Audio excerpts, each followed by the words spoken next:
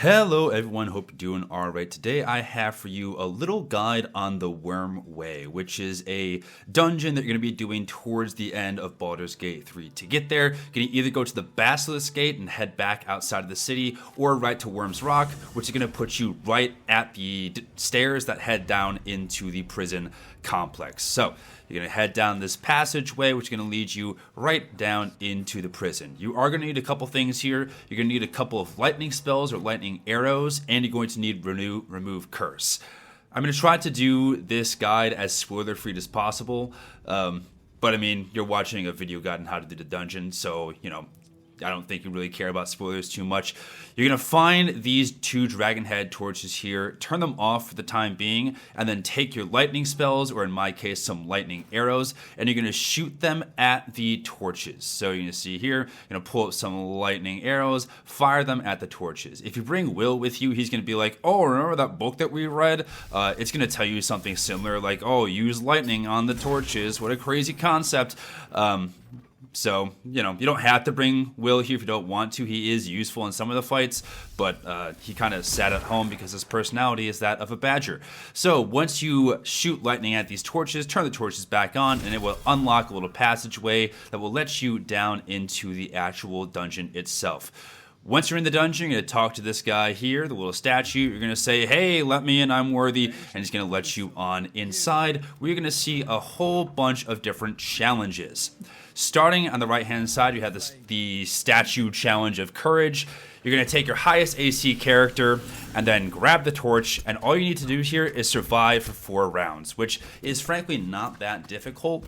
However, if you're not that good at combat, or if you're not level 12 yet, it could be a little challenging. A couple things you can do here is, for one, push off some of the enemies. If you have Will or a Warlock with Elder Splash and the knockback, you can just knock a whole bunch of these enemies off into the abyss and you should be fine. Other than that, just survive for 4 rounds against a growing number of enemies. Once those 4 rounds are over, if you just skip everyone's turns, all the elementals disappear and you should be good to go. Now, don't forget to re-equip your primary weapon once you're done with that challenge, because some people who will remain nameless, myself, forgot to do that, and it will be important later. Now you're going to need your remove curse. So take your remove curse.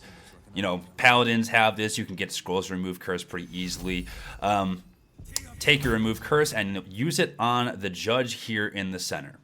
Once you use it on the judge, you're going to see that all these paintings start lighting up. You can go around and see the whole storyline for yourself, but frankly, this is a video guide, not here for the whole story. Come here, take the cell painting kind of on the right-hand side here, pick it up, and slap it down on the empty niche right here in the middle. It's kind of like a Goldilocks. Oh, one's too lenient, one's too punishment. This one's just right. It's not really that difficult. Slap it in there, and he's going to be like, oh my goodness, you did it. You're the greatest judge that ever lived. Congratulations. Now we're going to move on to the one across the little invisible bridge here. Cross the invisible bridge if you want to. You can go through and read all the books and say, oh my goodness, which of these 3 people are evil and which 2 are good? It's always the one on the left. The one on the left is evil. Just, pop up this corner, blast the one on the left, kapow, and then he will be like, oh my goodness, you did such a good job. You're so amazing. You're like, I know I'm amazing. I walked in here and shot one man and left. It's fun. Now we have to go down to the right. We're going to play a little bit of chess. Now, the rules to the chess puzzle are you have to beat it in 2 moves. If you've never done chess before, don't just, click where I click. It's a video guide. You're not here to actually learn the fundamentals of chess. Hop over this little crystal thing. Take the queen on the left-hand side. Pick her up and take the pawn on the far right. The king's going to move away because the king's in check. Now take the queen again. Take the second pawn. Bada bing, bada boom.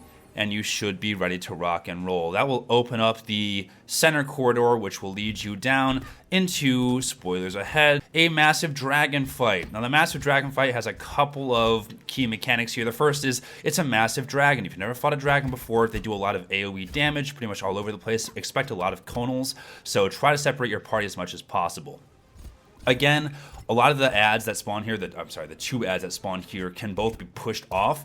So if you have like Karlach or a high strength character, you can just lure them to the edge and then throw them into the abyss and you should be fine. Do note that the dragon has necrotic resistance, so don't waste any big necrotic spells on him. Eventually the dragon will jump up into the air and be like, I'm gathering power. He takes half damage from everything at that point, but you can literally just walk up and stone blast him, and that'll actually give you an achievement if you kill him while he's in his gathering power mode. Head on down the stairs. We'll loot the dragon first, then head on down the stairs to get probably the best helmet in the game and the best two-hander in the game.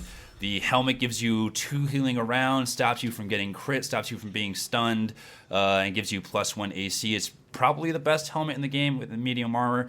And then the two-handed greatsword gives you free enlarge and does a whole bunch of damage. They're both really, really good. So, you know, buff up Best Girl Karlach, and you should be ready to rock and roll. So, if you have any questions about the Wyrmway, feel free to let me know. I'll try to get back to you as soon as possible.